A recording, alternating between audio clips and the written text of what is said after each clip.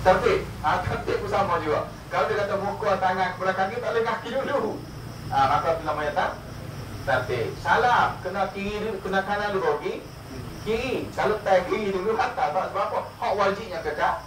Dan salam pertama tak wajib. Bukan ke kanan, salam pertama.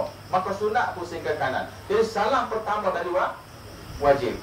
Jadi kalau kita tak faham hak ni, bila pusing ke kiri, bermakna semayang sudah tamat. Baik. Yang kelima macam-macam. Macam-macamnya bukan rukun semayang, rukun belajar. Esok kena mari pula mana dia. Boleh faham Itu maknanya macam-macam. Sebab dia kena belajar, kena mari pula esok lusa sama lagi. Itu namanya yang ke sebelah tu macam-macam. Begitu juga dengan tasawuf. Jadi kalau tak faham kok dia tadi, amal, hasad, apalagi hakidun, takabur, riya, kena faham. Benda tu dosa macam juga fiqh juga. Mencuri, merompak, membunuh, mengkhianat, curi selipar. Itu haram berlaku tu. Jadi dalam tasawuf pula, takabur, riya, ujub, amal, dengki, tu tekuk dia. Tapi bahasa-bahasa ni tidak dia ambil berat.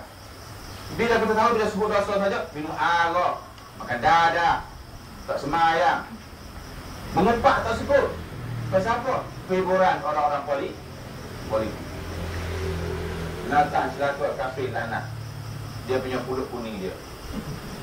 Sebab apa? Sebab dia tidak biasa belajar dengan tasawuf. Dia berasa benda tu tidak berdosa. Dia kafir kat orang 4 kali sehari, tak ada masalah. Saudara, tak cukup dengan mulut dengan tulis lagi. Tapi dia tak rasa berdosa. Sebab apa? Sebab hak belah dia tak faham. Dia tak faham. Dia kafirkan orang tu, dosa terlalu besar sampai kafir tu pulang balik pada dia. Dia punya tak faham tu petang air pun kafir pula. Macam makan nasi lemak kedai zaman. Dia tak dapat rasa bersalah. Sebab apa jadi begitu? Sebab dia tak dapat bezakan dosa lahir dan dosa batin. Yang kita sedang belajar itu dosa batin. Di antaranya amalun, cita-cita panjang. Satu dosa, maka nak mengelakkannya bagaimana? Ulama ajar kita. Caranya tukar kepada niat yang baik.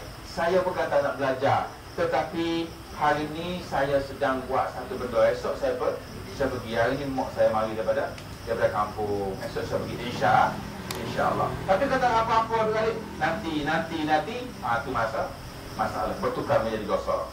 Kalau ada masalah kita tukar kepada mahmudah. Saya akan buat benda ni pasal hari ni mak saya mari ataupun apa-apalah supaya tidak menjadi dosa. Niat yang mahmudah. Dan dikatakan lawan amal itu niat atas jalan meluluskan jua. Kerana bahasa jalan supaya bagaimana mengelakkan daripada berdosa. Orang yang berniat yang kepujian tukar dengan niat yang baik. Kenapa tak belajar? Hari ni kereta saya tak sedar, maka saya hujan-hujan ni saya motosikal pun tak ada. Jadi tengok besok kereta saya siap, kata saya pergi insya-Allah. Barulah cita-cita panjang tadi tidak menjadi dosa. Adalah ia tertegak kepada amal. Maka inilah hukum amal. Inilah dia hukum yang dikatakan cita-cita panjang. Maka niat kepujian sebenarnya telah menyentuh hajat kepada mengenal akan dia serta bahawa ia asal bagi yang asalnya. Sebenarnya bermulanya daripada niat sebenarnya. Tapi kalau kita tak faham bertukar menjadi amal. Niat yang baik tadi kalau kita tak kenal cara bertukar menjadi amalun, iaitu cita-cita panjang. Telah berkata mereka itu bisa pada lagi turun masuk isu orang malu pula. Dan telah berkata mereka itu bahasanya hak yang menghimpunkan dia lagi sempurna bahasa niat yang salihah yang dipuji berkehendak mengambil amal yang dimulai dengan dia dahulu bagi segala amal dengan hukum, dengan satu ketetapan. Apa dia hukum? Saya ulang balik. Bila sebut kata hukum bermaksud satu keputusan tu kita panggil dia hukum. Dan kita ada sebut hukum, maksudnya ialah satu keputusan yang kita ambil. Aku nak mengaji, itu nama dia hukum. Aku malas, itu namanya hukum. Jadi bagi segala amal dengan hukum serta berkehendak menyempurnakan dengan menyerahkan dan istisna. Aku nak mengaji, kalau kata aku siap pasal tengah pasang alternator, betul tak tu? Kereta alternator rosak. Bukan malas tapi kereta mampu.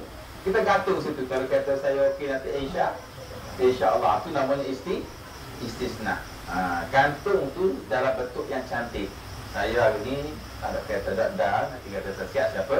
Saya pergi, itu namanya istisna. Maka jika kau kata maka kena apa harus dihukum pada hal permulaan perbuatan dan wajib tafwid, yakni menyerah, dan istisna pada menyempurnakan. Kenapa pula nak kena istisna? Sebab bila kita dah berserah lah. Kenapa istisna? Kenapa nak gantung? Kata dia, kita dah serah dah, aku nak pergi belajar. Kenapa pula nak kena istisna sekira pula? Maka jawabnya, dikatakan baginya kerana ketiadaan kebinasaan pada permulaan. Mereka awalnya memang clear, memang lain clear.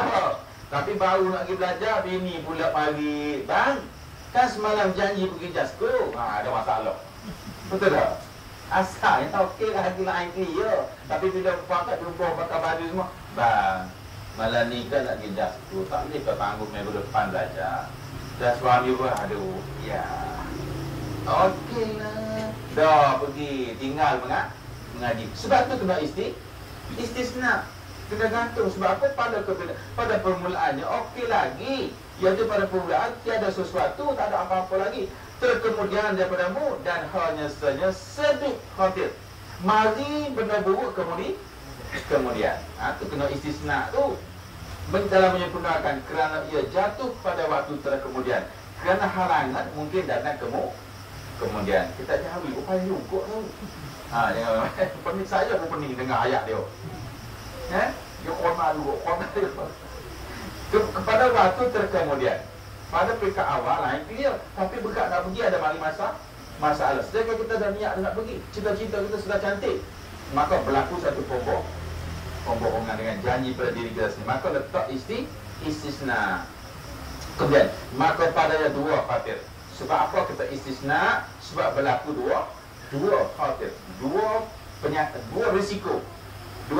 Mungkin lain clear dan mungkin ada masalah baru mendatang. Satu khatir menyampaikan, tiada kau ketahui. Ada satu lagi khatir, kamu tak tahu boleh ke tidak sampai yang tempat kita nak pergi, yang kita nak buat tu tadi. Adakah sampai kepada demikian itu atau tiada? Itu satu. Dan kedua khatir, binasa. Tiada diketahui adakah dalam demikian itu ada kebaikan atau tiada. Benda yang kita nak buat tadi kita tak tahu, sama ada mungkin berlaku satu halangan. Maka tiba-tiba wajib istisna kerana khatir sampai dan menyerahkan bagi khatir binasa. Kita meletakkan kepada kalau ianya kebaikan. Yang pertama. Yang kedua, takut ada berlaku halangan. Itu dua-dua tu kena jaga. Mesti serahkan kepada Allah. Maka sebab tu ada istisna. Maka apabila hasil kehendak atas syarat, berlakulah cukup benda, masa sudah sampai dan kehendak pun sudah sempurna, adalah ketika itu niat yang kepujian. Kalau tak berjaya juga pun sudah lepas daripada dosa. Kalau tidak berjaya sudah lepas daripada dosa, sebab kita sudah sebut insya-Allah. Sebab tu amalun ni bermakna satu cita-cita baik yang kita tak buat sekarang. Kalau kita tidak ada, insya-Allah dia berlaku satu dosa. Cita-cita baiknya apa? Mungkin kita nak belajar satu hari nanti, mungkin kita nak pergi haji satu hari nanti, mungkin kita nak bertabat satu hari nanti, tapi kita tak buat lagi, dia jadi dosa. Masa kita kena tukar, insya-Allah malam ni. Sebab apa? Masa ni kita nak pagi nak kerja lagi. Macam tu. Jadi bila tak berlaku, maka dia dikira kepujian.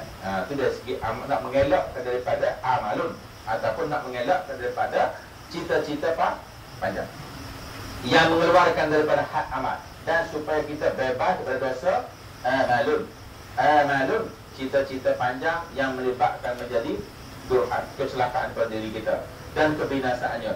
Maka tilik sungguh-sungguh, jaga betul-betul, kata perhati, yakni bicarakan baik-baik, bahas betul-betul apa itu amalun. Jangan sampai jadi dosa, kata dia, supaya kamu tidak menjadi celaka. Maka jaga, kalau nak mengelakkan daripada celaka, maka tukar dengan insya-Allah. Dan kalau kamu tak buat juga, sudah dapat, sudah bertukar menjadi niat yang baik. Misalnya kata kita ada cita-cita nak belajar, tapi maklum sajalah sekarang ini tengah dikuasai oleh orang lain.